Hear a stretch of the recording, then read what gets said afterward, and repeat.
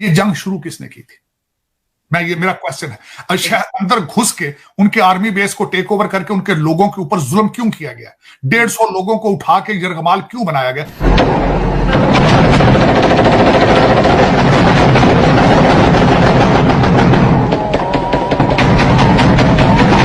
Prime minister of Israel Benjamin Netanyahu ने साफ साफ कह दिया है कि अगर आप हमास के हो तो आपका थैंक यू हो चुका है।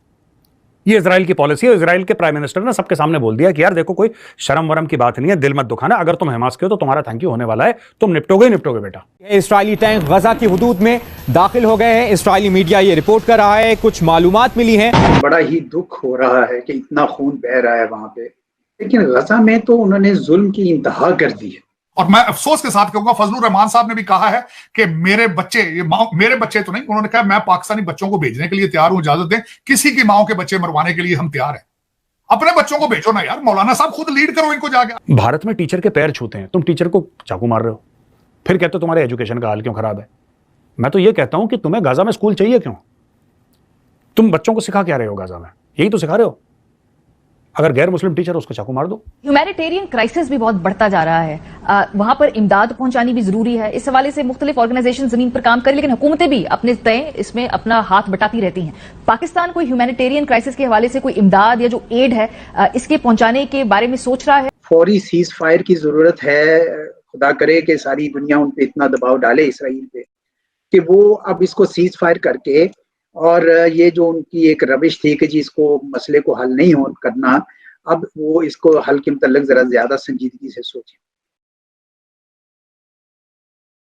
हेलो फ्रेंड्स, जय हिंद। आप सभी का स्वागत है हमारे चैनल में। तो दोस्तों, अभी पाकिस्तान मीडिया में बात चलने लगी है जो इजराइल ने हमास पे जो हमला कर दिया, क्योंकि जो इजराइल हमला जो किया है उसमें कोई मस्जिद पे भी हमला कर दिया। लेकिन दोस्तों, उन मस्जिदों में हमला करने का भी इजराइल का एक रीजन था, क्योंकि ये जो हमास के जो ग्रुप है उन्होंने मस्जिद के नीचे या स्कूल के नीचे या मतलब जो मेडिकल स्टोर होते हैं या आपका हॉस्पिटल होते हैं उसके नीचे सुरंग बना के उसमें रहने का काम कर रहे हैं। और इसके साथ साथ छोटे छोटे बच्चों को भी वो लोग ट्रेनिंग दे रहे हैं ये चीज के लिए। तो इसलिए दोस्तों, इजराइल ने भी हमला कर दिया, और इसकी शुरुआत तो हमास ने ही करी थी जंग की, और खत्म तो इजराइल करेगा ही, जैसे उसने पिछली बार किया था जब 7 अरबों देशों ने एक साथ में हमला किया था।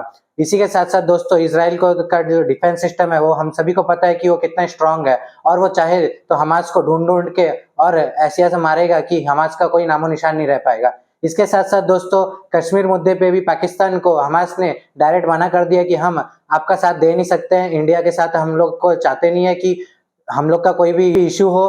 तो इसलिए दोस्तों, देखते हैं कि पाकिस्तान मीडिया का इस पे क्या रिएक्शन है, और मैं आपको मिलता हूं वीडियो के एंड में। वरना जहां झगड़े होते हैं, बमों के साए में कोई फैक्ट्रियां नहीं बनाता, ये हमेशा याद रखिएगा। ये जो आज इन्होंने मेरे मोहतरम फजलुर रहमान साहब ने कहा है कि हम जिहाद के लिए तैयार हैं, और वहां पे खालिद मिशाल ने स्पीच दी है, उसके बाद मैं फैक्ट्री लगाऊंगा वहां। मेरा ये क्वेश्चन है आपसे, जहां के बच्चे जिहाद की तैयारी कर रहे हो सुबह शाम, जो सुबह शाम कहें कि अल जिहाद हमास हमास, मैं वहां फैक्ट्री लगाऊंगा? क्यों लगाऊंगा भाई? तो ये चीजें एक इंसान की एक स्पीच की प्राइस आपकी स्टेट और आगे आने वाली नस्लें देंगी। लेकिन मैं दुख के साथ है कि आपके इस वक्त पाकिस्तान में कोई भी लीडर ना अमन की बात कर रहा है, ना इकॉनमी की बात कर रहा है, ना बच्चों को इंग्लिश और मैथ पढ़ाने की बात कर रहा है आगे। और सबसे बड़ी बात यह है कि इन्होंने उसने खालिद मिशाल ने कहा है अपने स्टेटमेंट में, उन्होंने कहा कि वी आर रेडी फॉर जिहाद। और यार, किन लोगों को बता रहे हो जिहाद? हम लोग नहीं है जिहादी यार, हम पंजाबी लोग जिहाद नहीं करते। हम खुदा रहा है, हमारे तो पठान बच्चियां उठा के ले जाते थे, काबुल के बाजारों में बेचते थे, हमने तो उनके खिलाफ जिहाद नहीं किया। तुम कैसे किस कौम को कह रहे हो यार कि उठो जिहाद करो? हम खड़े हुए पठानों के खिलाफ, मुगलों के खिलाफ, हम खड़े हुए ब्रिटिशों के खिलाफ। हम अपनी एस्टेब्लिशमेंट, अपने CSS अफसर, ये जो टैक्स कलेक्टर हैं, हम इनके खिलाफ खड़े होते हैं। हम कौन कब खड़े होते हैं? इसी तरह कई और बार मैं खुद भी नेगोशिएशंस में शरीक होता था, तो उस वक्त भी जब कोई पैलेस्टाइन पे पैरा होता था तो हम अक्सर कहते थे कि भाई चूंकि मसला हक खुद इरादियत का है तो आप कश्मीर का लफ्ज भी बीच में शामिल करें, लेकिन हमें वहां अरबों की तरफ से कोई रिलक्टेंस नजर आती थी। कुछ अर्सा तो वो हमारा साथ देते रहे, लेकिन बाद में उन्होंने नहीं दिया, क्योंकि जैसे जैसे हिंदुस्तान अपनी इक्तिसादी कुव्वत पकड़ता जा गया, तैसे तैसे बहुत सारे अरब ममालिक चाहते थे कि हिंदुस्तान को नाराज ना करें, उनके साथ उनकी तजारत सरमायाकारी के ताल्लुकात थे, तो वो नहीं चाह रहे थे कि हम कश्मीर का मसले के ऊपर कोई आवाज उठाएं कि कहीं मुबादा हिंदुस्तान नाराज ना हो जाए।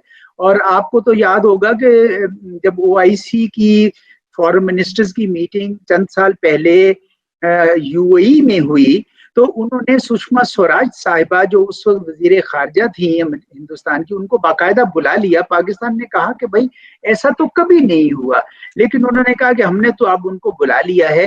तो ये आपकी बात सही है कि पाकिस्तान में भी इस बात की चुभन है। का सेक्शन है वो ये समझता है कि हम क्यों मदद करें। मिसाल के तौर पे कहा जाता है कि जब यासिर अरफात पाकिस्तान आए मुशर्रफ के ज़माने में, तो उन्होंने he didn't want to speak about Kashmir, तो फिर पाकिस्तान ने भी सोचा, फिर मुशर्रफ के दौर में हमने जो है वो मिलना शुरू कर दिया इजरायली फॉरेन मिनिस्टर से। तब खुर्शीद कुसूरी साहब फॉरेन मिनिस्टर होते थे और उन्होंने उस वक्त मुलाकातें की। ऐसा लगता है कि पाकिस्तान, और क्योंकि अरब वर्ल्ड ने ट्रांसफॉर्मेशन है वहाँ पे, तो उन्होंने, जैसे आपने भी कहा कि उन्होंने OIC के रिलेटेड जितने इश्यूज थे, फ़लस्तीन को भी इग्नोर कर दिया, कश्मीर को भी इग्नोर कर दिया, देन मिलिटेंट फैक्शंस ने चीज़ों को अपने हाथ में ले लिया। सो ये ज़रा बताइएगा कि फ़लस्तीनी भी पाकिस्तान के रिलेटेड कश्मीर के मसले को इतनी लंबी चौड़ी सपोर्ट नहीं करते रहे, इसमें what do you make of that? जरा इस पे को कमेंट कर सकें प्लीज़। जी देखिए, कश्मीर का मसला और फ़लस्तीन का मसला दोनों बड़े देरीना मसले हैं, अक़वाम मुत्तहिदा की बुक्स पर हैं, और दोनों में बुनियादी चीज है हक़ खुद इरादियत। दोनों अंडर ऑक्यूपेशन हैं और दोनों चाहते हैं कि उनको ये हक दिया जाए कि वो अपनी तकदीर, अपना सियासी मुस्तकबिल खुद तरतीब दे सकें। और पाकिस्तान ने तो फ़लस्तीन के लिए अक़वाम मुत्तहिदा के फोरम पर, नॉन अलाइंड के फोरम पर और भी दुनिया के दीगर फोरम पर बहुत तकरीरें की, बहुत जोश और जज्बे से आगे बढ़े हैं।